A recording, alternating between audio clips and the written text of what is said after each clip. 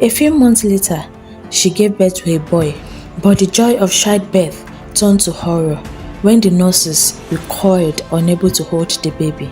Even Amira and her husband screamed in shock when they saw their son. His head and body was battered as if he had been beaten in the womb.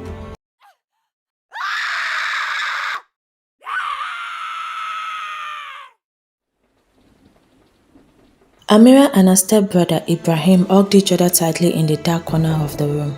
The rain hit the roof hard and the thunder was very loud and scary that night. They knew their uncle's wife would soon come, and whenever she does, she brings hell with her. Amira used to live a good life, loved and spoiled by her father until her father died suddenly and her mother remarried. The attention shifted to her newborn stepbrother while she was forced to embrace her new family. Tragedy struck again when a car crash killed her mother and stepfather. Amira and Ibrahim were sent to their uncle's house in a faraway village by family elders who didn't care and shared all her parents' properties amongst themselves. Life became very hard and cruel for the siblings. They were beaten often, made to do all housework, hawked in the streets, and had to run many errands. They couldn't go to school anymore and were kept busy from morning until night. They worked under the hot sun and were left outside in the cold as night. They ate very little food and wore old torn clothes. Every day was a fight to survive. Their only comfort were brief moments they had together. She was just 12 and Ibrahim 5 years old. For 3 harsh years at her uncle's house, Amira and her stepbrother Ibrahim had become inseparable. They relied on each other for everything, sharing their fears, comforting one another, and caring for each other when sick. Amira grew fond of Ibrahim eventually, especially because of the unique black birthmark on his forehead. But on this cold rainy day, fear overshadowed the comfort of their hug. Their aunt-in-law had accused Ibrahim of stealing food from the pot. He had indeed taken the food while she was out, fully aware of the consequences because Amira was sick and needed to eat. Although Amira knew he had stolen it, they both denied it, which infuriated their aunt-in-law even more. As the storm raged on, they held their breath, waiting for the inevitable sound of their tormentor's footsteps. The rain pounded hard as their aunt-in-law stormed into the room, dragging them outside. She shoved them to the ground and commanded her daughter to pour filthy, muddy water on them while she beat them mercilessly. Their screams were lost in the storm, and the beating continued until Ibrahim fainted. That night, Amira was determined to escape the hellish life at their uncle's house, so she quietly sneaked out through the window, her heart pounding with each step. As she was about to jump, she felt a hand grab her foot. Looking down, she saw Ibrahim's teary eyes. "Please don't leave me behind," he pleaded, his voice choked with sobs as tears streamed down his face. Amira's heart ached as she looked at his battered appearance. She knelt beside him and whispered, "I'm not going to leave you. I'm going to get help for both of us. You are too hurt to run, so I'll go alone. Stay stronger a little while. I promise to come back for you."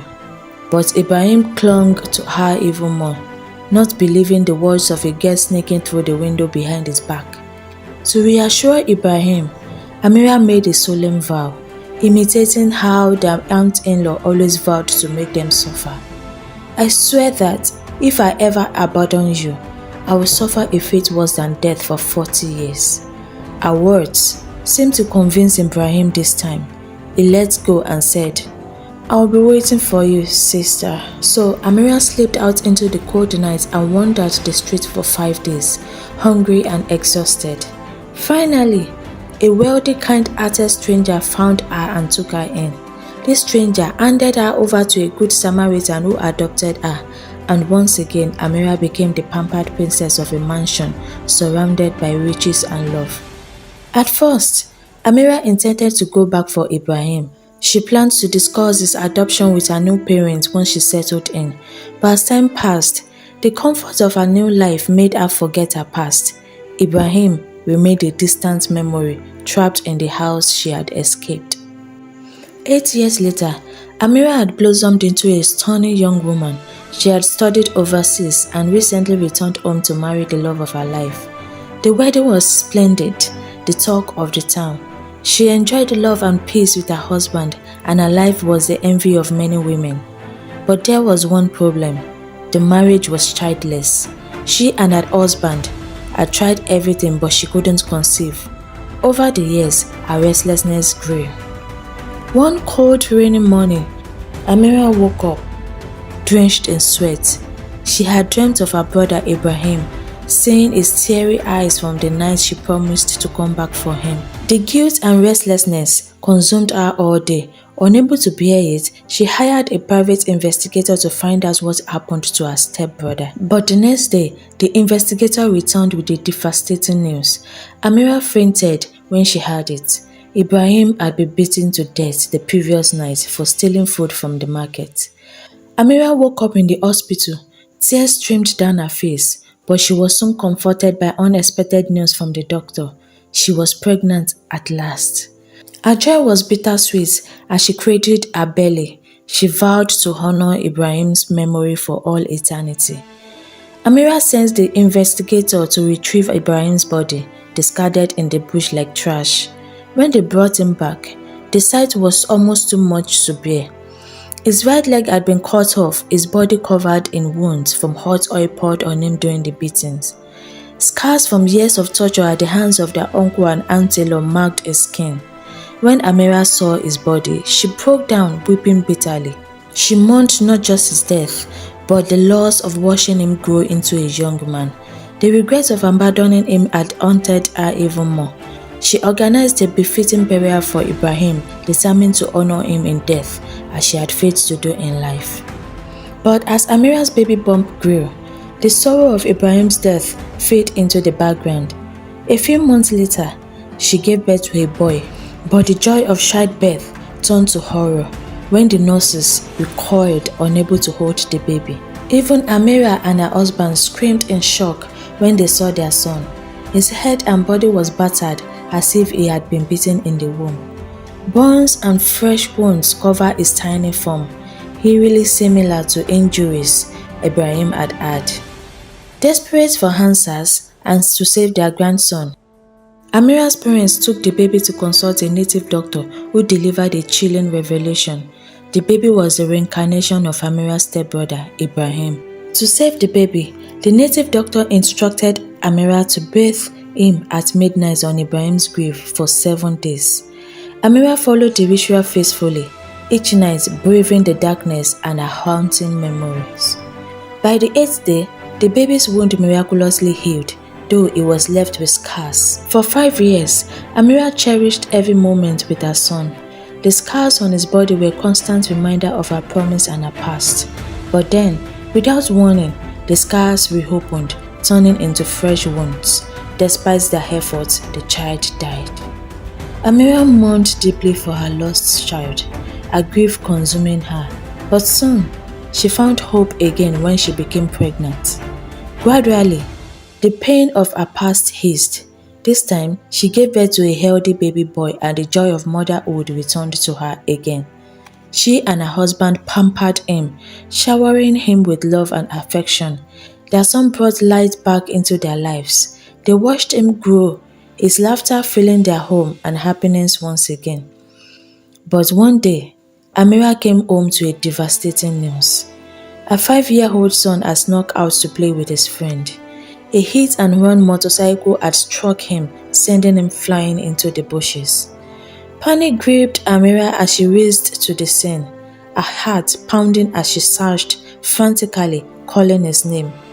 Finally, she found him, lying unconscious and badly injured. Amira wailed as his body was retrieved from the bushes. But when she saw the injuries, identical to those Ibrahim had suffered, a fierce rage ignited within her. These were not mere coincidences. They were cruel patterns repeating themselves. Why is God punishing me? Why such harsh punishments for a mistake? She screamed internally. Why would Ibrahim go to such length for revenge? Didn't I give him a befitting burial? Was he so cruel and bitter that he couldn't forgive me, his own sister. Yes, I broke my promise, and I regret it deeply, but do I truly deserve this relentless torment? Those questions fueled her anger. She cursed her mother for remarrying, her father for dying early, the family elders for sending them to their uncle's house, her uncle and his cruel wife, and Ibrahim for his supposed unforgiveness. She blamed God and Ibrahim for all her misfortunes. The bitterness consumed Amira, leading her into paranoia and depression. She fought with everyone around her. Her relationships crumbled. She tried to kill herself multiple times and often threatened her husband with a knife. Unable to cope with her relentless anguish and erratic behavior, her husband eventually left her. Amira was left alone, consumed by her grief and rage. One day, after cursing her dead brother Ibrahim yet again, she woke up with her right leg sore and very painful. Her cries of agony drew the attention of a neighbor who rushed her to the hospital. She was diagnosed with sarcoma, a cancer in her right leg muscle. Despite the doctor's efforts, her leg had to be amputated to save her life. Now broken and empty, Amira abandoned her luxurious home. She wandered the streets on crutches, her spirit shattered. She had lost interest in life itself. Her fate had indeed been cruel. After 2 years of living hopelessly, Amira was stopped one day by a man of God. He sat her down and told her that God had revealed the cause of her misery to him. But Amira quickly interrupted, claiming she already knew the cause of her misery. It was God and her late stepbrother. The man of God smiled gently and reminded her of the curse she laid on herself the day she left her former home. Shocked and bewildered by this recollection, Amira crumbled to the floor. She had never meant to curse herself. It was just a desperate attempt to reassure her stepbrother Ibrahim and make him stop crying. It was something she said without really meaning it or giving it much thought. It was just an habit she picked from her cruel aunt-in-law who cursed more often than she could pray. Now, she realized she was the author of her own misery. She wept bitterly, feeling even sorrier for how she had abandoned Ibrahim and blamed him for her misfortunes. The man of God explained that since she caused herself to suffer for 40 years, she still had 28 more years of even greater misery ahead. But he also told her there was a way out. She would have to adopt 21 children aged from a day to 5 years, take them in, feed them, and care for them for 7 years, ensuring their happiness every single day. Only then would her curse be lifted. With newfound purpose, Amira set out to adopt 21 children, despite having never spared a dime for anyone before, because she believed that since no one helped her when she suffered, she would do the same. She brought the children into her home, fed them, clothed them, and made sure they were happy. Despite having lost a leg, she dedicated herself to their care. The house was always lively and full of laughter. Amira found joy in watching the children grow, go to school, and play together.